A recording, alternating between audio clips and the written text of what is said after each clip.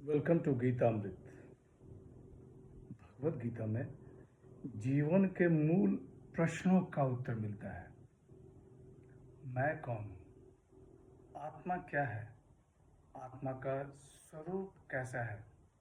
गीतामृत में इन्हीं विषयों का वर्णन सरल शब्दों में। Gita is eternal science and researching Gita we get amrit. अहम ब्रह्मास्मि, मैं आत्मा हूँ। पिछले सेशन में चर्चा की थी अध्याय 14 श्लोक 11, 12 एवं 13।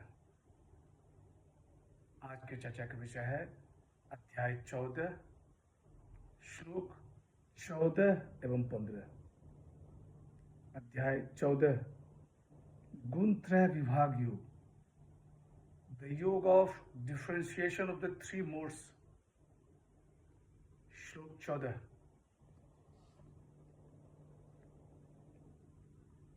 यदा सत्त्वे प्रवृद्धितु प्रलयं याति देहभृत्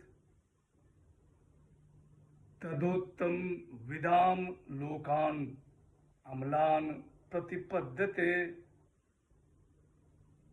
श्री भगवान वाच। जब जीवात्मा सत्वगुण की बुद्धि के समय मृत्यु को प्राप्त होता है तब वह आत्मज्ञानियों के निर्मल लोक को प्राप्त होता है। The blessed Lord said, when the embodied soul meets with dissolution, when goodness prevails, then it attains to the pure world of those who know the highest. पिछले सेशन में बताया गया कि यह कैसे जाना जाए कि अभी कौन गुण बढ़ा हुआ है। बढ़े हुए गुणों की वृत्तियों का फल क्या होता है वह आज बताया जाएगा। भगवान श्री कृष्ण कहते हैं कि जब जीवात्मा सत्वगुण की वृद्धि के समय मृत्यु को प्राप्त होता है तब वह आत्मज्ञानियों के निर्मल लोक को प्राप्त होता है। बहुत ही अच्छा शब्द यहाँ एक है, अम्लान, शुद्ध। अम्लान लोक, शुद्ध लोक, ब्रह्म लोक की बात हो रही है। जो लोग सतुगुण में मृत्यु प्राप्त करते हैं वे उन लोकों को जाते हैं जहाँ महर्षि तथा महान भक्तगण रहते हैं। शंकराचार्य जी ने अपनी टिप्पणी में कहा है कि मरण समय की अवस्था के द्वारा जो फल मिलता है वह सब भी आसक्ति और राग से ही उत्पन्न होने वाला होता है। श्री रामानुज जी कहते हैं कि सत्वगुण के वृद्धि के समय मरा हुआ मनुष्य आत्मज्ञानियों के कुल में जन्म लेकर पुण्य कर्मों का अधिकारी हो जाता है। डॉक्टर राधा कृष्ण अपनी टिप्पणी में कहा है कि they do not obtain release but birth in Brahmalok. श्लोक 15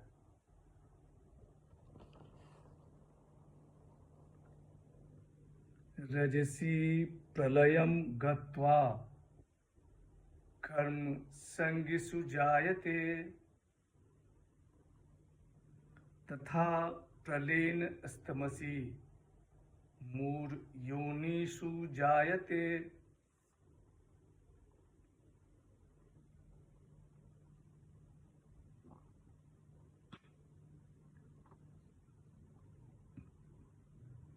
श्री भगवान वाच। रजोगुण के प्रवृत्ति काल में मृत्यु को प्राप्त होकर प्राणी कर्मा शक्ति वाले लोक में जन्म लेता है तथा तमोगुण के प्रवृत्ति काल में मृत्यु होने पर मूर योनि में जन्म लेता है। The blessed Lord said, meeting with dissolution when passion prevails, it It is born among those attached to action. And if it is dissolved when dullness prevails, it is born in the wombs of the deluded. यहाँ भगवान श्री कृष्ण कह रहे हैं कि रजोगुण के प्रवृत्ति काल में मृत्यु को प्राप्त होकर प्राणी कर्मा शक्ति वाले लोक में जन्म लेता है,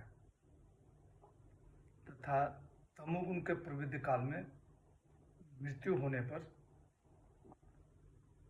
मूढ़ योनियों में जन्म लेता है। कर्म संगिषु जायते, कर्मों में आसक्त हुए मनुष्यों में उत्पन्न होते हैं। मूढ़ योनिषु जायते, पशु पक्षी आदि योनियों में उत्पन्न होते हैं। इस श्लोक में बताया जा रहा है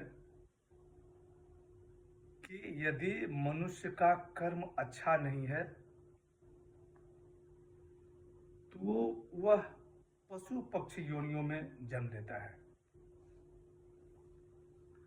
अध्याय 2 श्लोक 47 में भगवान श्री कृष्ण ने कहा है, कर्मण्येवाधिकारस्ते मा फलेषु कदाचन। हे पार्थ, अपना कर्तव्य कर्म करो, फल की चिंता मत करो। जैसा कर्म वैसा फल, यह तो विधि का विधान है। यथार्थ गीता में कहा गया है कि प्रकृति का बैंक आपके अर्जित गुणों को मृत्यु के उपरांत भी सुरक्षित लौटाते हैं।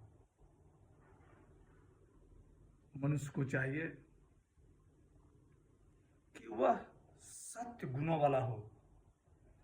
यदि सत्य गुण में मृत्यु तो ब्रह्मलोक में जन्म,